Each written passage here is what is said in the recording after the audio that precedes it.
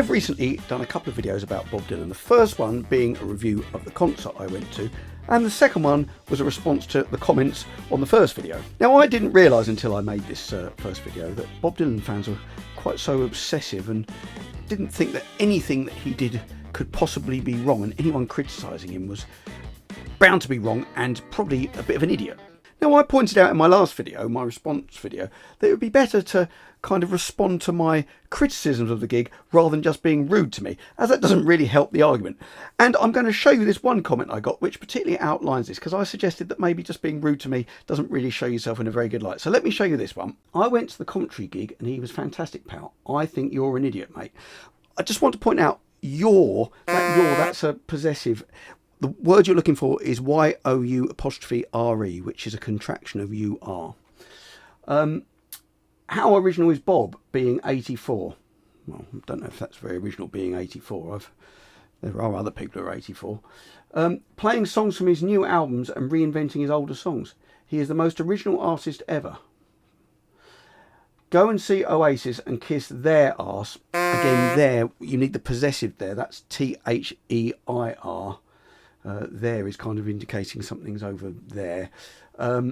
At their greatest hits package, again, that should be the possessive T-H-E-I-R.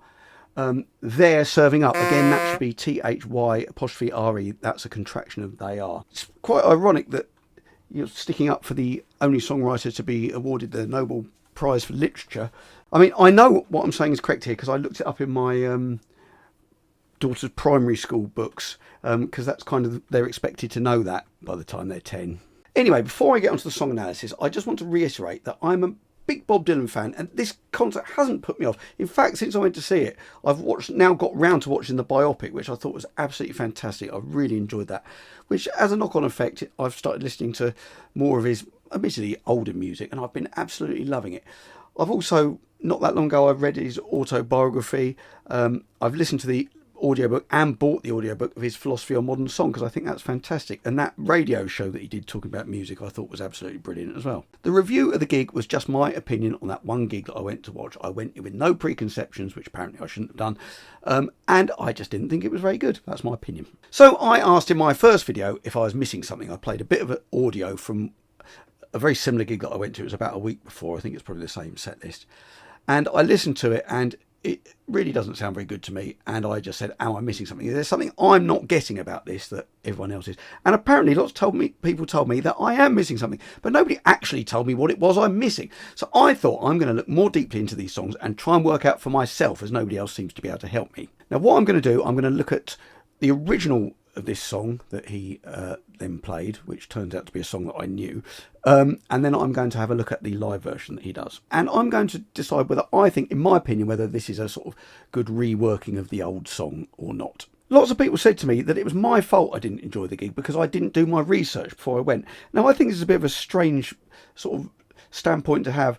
I've been to lots of gigs where I haven't been familiar with the newest material that artist is doing. I like some of their stuff they've done in the past, but I might not listen to the new album. But that doesn't mean I don't enjoy the gig. I've still enjoyed it. And the only reason I can see that people are telling me I should have done this for Bob is because they know it's not very good. So they know that if I go in knowing what to expect, then I won't be disappointed, which seems like a very funny way of looking at it. And anyway, that theory went straight out the window when I discovered that the song he opened with, it took me a week to find this out, and I only found out when I looked at the set list. I'd even listened to the audio and I still didn't notice it was a song that I knew. I looked it up. Admittedly, I'm probably more familiar with the song because of the cover version of it in the 80s. Robert Palmer did a cover version of it with UB40 featuring, and the song is I'll Be Your Baby Tonight, and that's what he opened with at the gig. Certainly this gig that I'm going to look at the audio for now, he may have opened it on the gig that I went to. No idea, didn't recognise it. But the version that Robert Palmer did, it just shows what a great song it is. It holds up to this treatment. He's got this kind of electronic-y sort of cod reggae sound, but it's such a good song. It stands up as a pop song in its own right, even though it's treated completely differently to the original. The original song was on Bob Dylan's 1967 album John Wesley Harding, and the original version, it's got Bob on guitar, vocals and a harmonica, it's got bass and drums, and it's got pedal steel on it. Now, this recording, like a lot of the sort of older Bob Dylan stuff, to me the instruments sound slightly out of tune with each other. I've not really looked into it. I think actually the guitar's slightly out of tune because the harmonica and the pedal steel sound in tune. The harmonica is well, unless a wildly extreme temperature, is pretty much going to be in tune. I think the guitar might be a little bit out of tune because it's slightly clashing to me with the pedal steel and the harmonica, but it's what gives the recording the charm. It's what it makes it sound of its era. Everyone uses electronic tuners these days, so everything is perfectly in tune. But in the old days, you had to do it by ear, and sometimes you get these little anomalies. Now, the original version is in F major, and it's kind of a sort of lilting country thing. And unlike a lot of the Bob Dylan songs of this era, it hasn't got these sort of long, almost stream of consciousness, slightly surreal lyrics. I have to say that's the kind of stuff that I really like, sort of like a Rolling Stone, that kind of thing. I love those lyrics. This is a very concise pop song in a lot of ways. It's a very almost classic sounding country song in a pop vein, and very catchy. And that's what I like about it, and that's why it stands up to this treatment that UB40 and Robert Palmer did. Now let me get my guitar and demonstrate.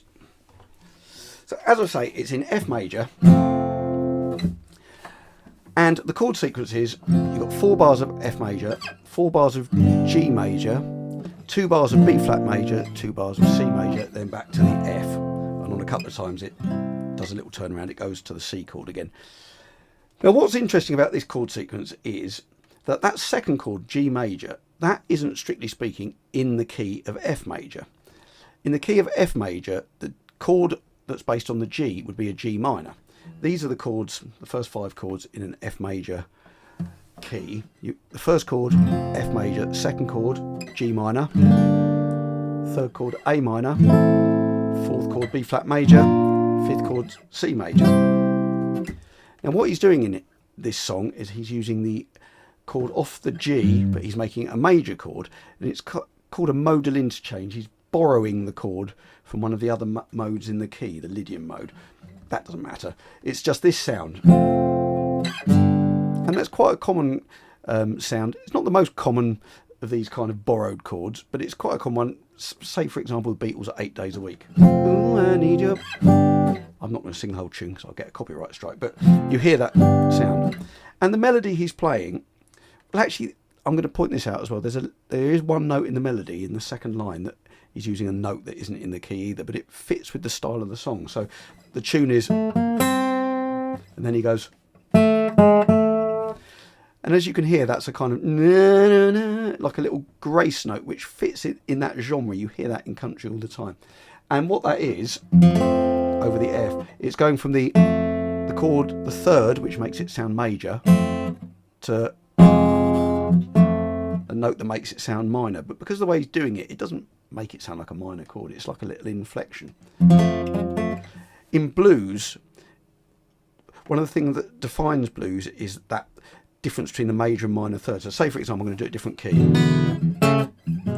This is in E. And if I play the minor third, it's this. If I play the major third, but what you would tend to do in blues to make it sound right is you kind of bend the note in between. So this.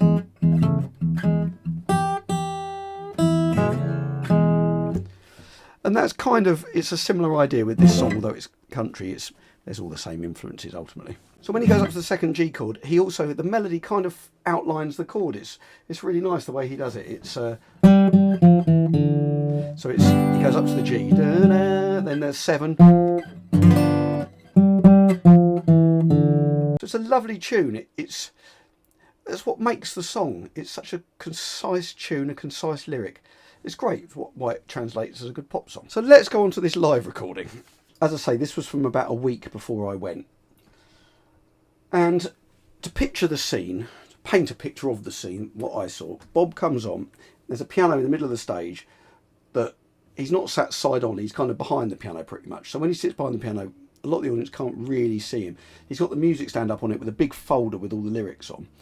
And he comes on, and he's got a guitar rested on an amplifier behind the piano. I only know this because I've found some videos of it on YouTube. I couldn't see this from where I was.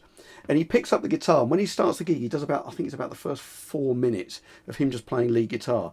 Because he's picked the guitar up, he's sat on the piano stool with his back to the audience, playing guitar with his back to the audience. That's how the gig starts. And this is what it sounds like. It sounded very similar on the night I saw it. In fact, I think he's playing better on this night than the night where I saw it. Actually, Before I do that, I'm just going to point out this is in A major.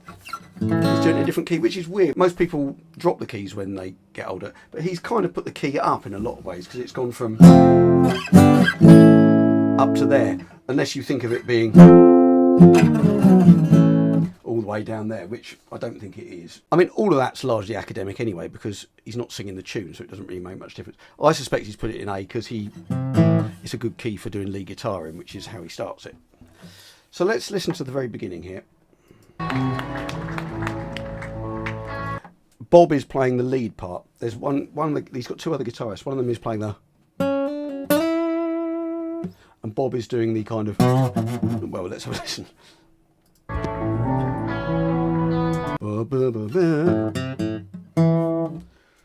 That's Bob. So it starts off boom, and then Bob goes I don't know, 1 2 3 4 1. That's how he starts anyway. So that other guitar part, I'll come on to that in a minute. Let me just go back a bit. I'm not sure quite what Bob's doing there when it goes up to the B chord.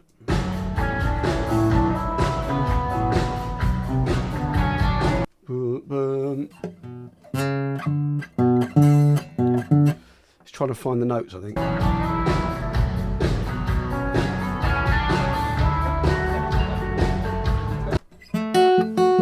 That's quite nice.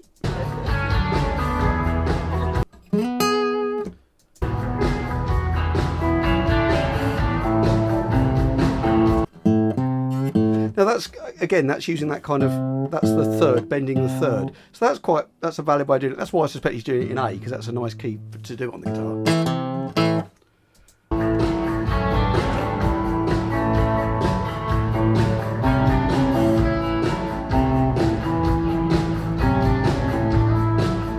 This is all working because this is all over the A chord.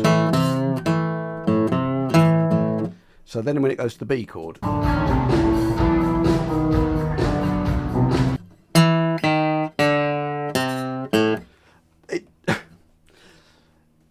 it's very difficult to, for that really grates on me. I mean, I play music for a living, and that's kind of the thing I'm trying to avoid doing all the time, and it really grates on me. If it doesn't grate on you, absolutely fine, but that sounds to me, and if I was doing it myself, it would sound to me like I'm trying to find a note, land on a note that fits with the chord, because it goes to that chord and he goes, none of those notes really fit. I mean, really, when it goes to that chord, you should be doing something like, or something like that to make it fit and outline the chord. But he's not doing that. He's trying to play an A, but as I explained before, that second chord, there's notes that aren't in the scale of A, so you've kind of got to alter what you're doing. You've got to think about the chord, which he isn't doing. That I could check it out. He's hitting an open string by accident with the one that he's doing. That's just what it is. He's not doing that on purpose. That's not some artistic thing. He's accidentally hitting a string that he's not supposed to be hitting. He goes to the D chord and he goes. That's quite nice. I do that one myself all the time.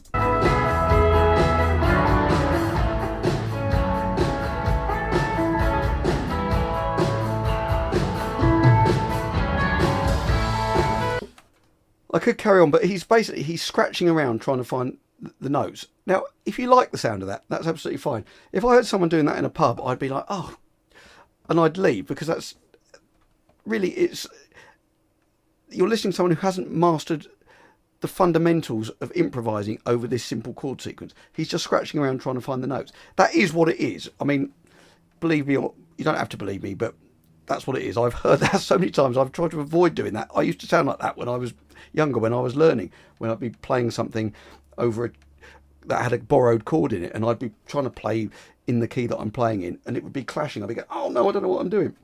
But since then, I've learned how to get round that and play over the changes. Now, as for that other part though,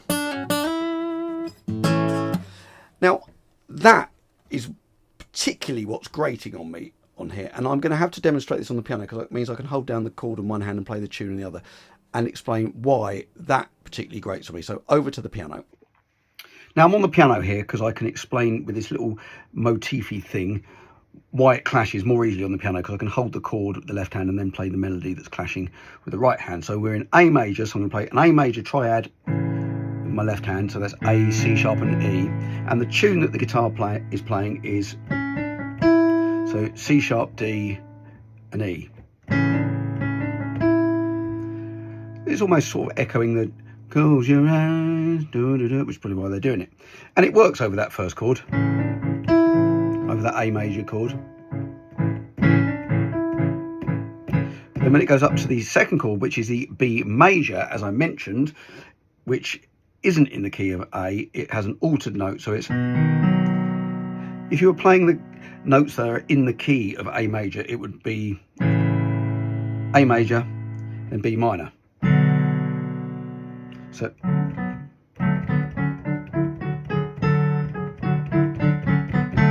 got no clashes there. That's playing all the notes in the A major scale over that chord. There's no nasty clashes, but it's not. It's a 2 major chord, so it's the B major chord, which is a very commonly used chord, 8 days a week, all those kind of things it's used in. But it means that little motif that's playing doesn't fit to my ears. So it's this chord, and it's going. Now that note, that's the E. That's not technically a clash, but it's a fourth, and it needs to resolve. You often have chords with a fourth in, and they're generally suspended fourths if it's just adding the fourth to the triad, and it would mean that you take the third out of the triad, so you'd get this sound, which is quite a nice sound. You'd get this. You don't have to resolve it in all cases, but it's a tension. It needs to be resolved. It's an unstable sort of sounding chord. But if you've got the third in it as well, you've got that sound. But what's even worse is the D, which is the note he hasn't altered to. That's basically the note, that's the third in the B minor. So you've got that note, so that's your chord, and you've got this note, which, I mean, if you like that, you like it, but to me it really grates. So he could have changed it as he went along and gone first chord, and the second chord he could have gone, still don't like that. If the rest of the band were going,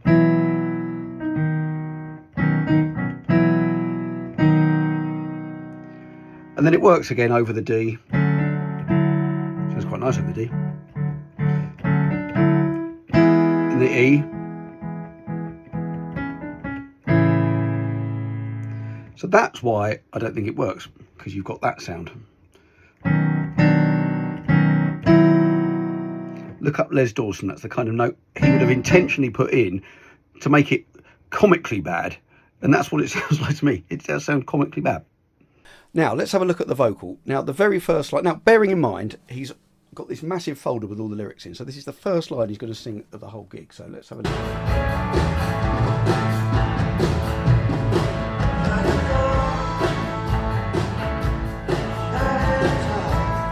Now, he's sung, as far as I can hear, shut the door, shut it tight. Now, the original lyric is shut the light, shut the door, which then rhymes with the second line, which is you don't have to worry anymore. So by singing shut the door, shut it tight, he's kind of painted himself into a corner, hasn't he? Because it's not going to rhyme with the next line. So what does he sing to get round that? Let's have a listen.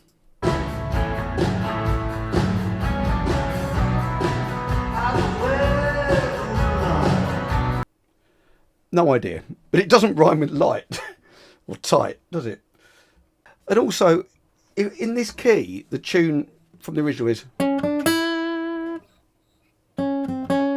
he's not singing anywhere near that. He's also singing the melody in really weird places, leaving it right to the last minute. So all those lovely bits about the original, he hasn't retained any of those. The only thing that's intact from the original is the chord sequence. So let's hear how he sings the next bit.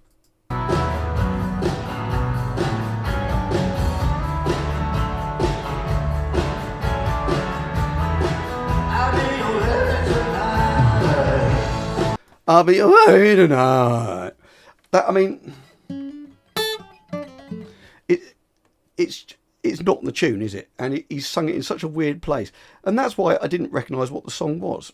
So I would argue that this isn't a nice, clever reworking of the original. I would say this is just a not very good rendition of the original in a different key. If you're going to rework songs, then really you need to retain the lyric or the melody or the phrasing of the melody along with the lyric. Maybe you could change the melody, or probably what's more common is that you would change the chord structure underneath the melody, reharmonise it. But he's not doing any of these things. He's changed everything. He's changed the lyric, he's changed the melody, he's changed the phrasing, and just keeping it on the chord sequence. But the chord sequence isn't enough to define it as the original song, I don't think. So for example, I think of some of those Dylan songs where the cover version has become the kind of definitive version. Mr. Tambourine Man, for example, that keeps the lyric and it keeps the melody of Bob's original, but it adds this lovely harmony vocal and it adds this amazing 12-string guitar part, which kind of is a hook in itself, which wasn't in the original, but it kind of makes the song, it makes it this pop ditty, fantastic song. It gives it a sort of sound and a timbre. And the Hendrix version of All Along the Watchtower, it's the word, he's changed the words slightly and sort of played around with the tune, but it's essentially the same chord structure, and he's enhanced it by doing these incredible guitar bits in between. And both those examples, they've taken the song, they've taken the essence of the song and reworked it and improved on it. They've not just kind of bashed out the chord sequence and then sung anything that sound with a vague interpretation of the lyrics over the top of it. Otherwise it wouldn't have been such a good version. Even that UB40 version, or the Robert Palmer version with UB40, because it's such a good tune, such a concise tune and great lyrics, they haven't really had to do anything with the tune or the chord structure or the lyrics. They've done it the way Bob sung it, over this reggae backbeat, and it works because it's really good. So when I talk about reharmonising something, the version that I like, or a song where this is done that I like, James Taylor, he does this on quite a lot of his songs, but he does Buddy Holly's Every Day. And the original, the chord sequence is just a simple...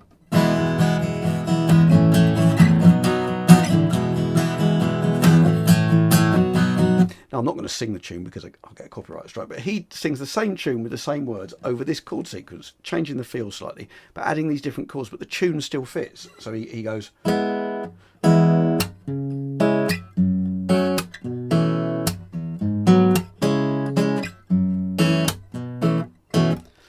If you sing the tune over that, or go and listen to his versions, you'll hear that it's the same tune, same words, and it works over that. And for me, these examples I've just given, they are reworkings of a great tune, not just dodgy renditions, which I believe this live version that Bob Dylan did is. Now, I know I'm not going to be able to convince any Bob Dylan fans here. They're probably not going to agree with me because they seem to think that anything that Bob does is absolutely fine. But I contest that this is the Emperor's New Clothes, and if anyone else did this, then people wouldn't listen to it. They wouldn't pay stupid money to go to these concerts. Saying that, it wasn't actually that expensive, the ticket for this concert, compared to some other stuff I've seen recently. But you know, if I walked into a pub and heard a band playing like that, I would walk out because I wouldn't want to listen to it. If these wrong notes and these clashes don't bother you, then that's absolutely fine. They do bother me, partly because it's my job and I'm used to hearing these sounds, and those sounds are the kind of thing that I'm trying to avoid the entire time.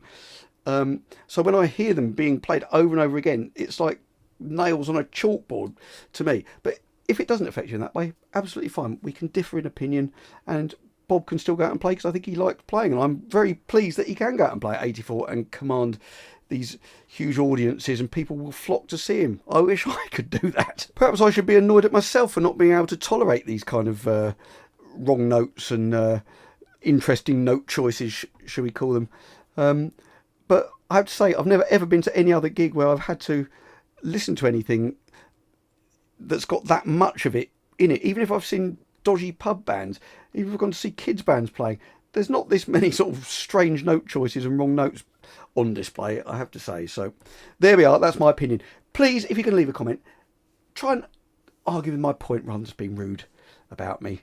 I'm only trying to put my point across, and I've done this because I'm interested myself. I thought, well, maybe I am missing something, but I don't think I am missing something. I don't think there's anything there to miss. I honestly just think these aren't very well played versions of the songs. There, I said it. Well, I hope you enjoyed the video. I bring out videos 7 PM UK time every Friday, and some extra ones sometimes in the week. So I hope to catch you on the next video.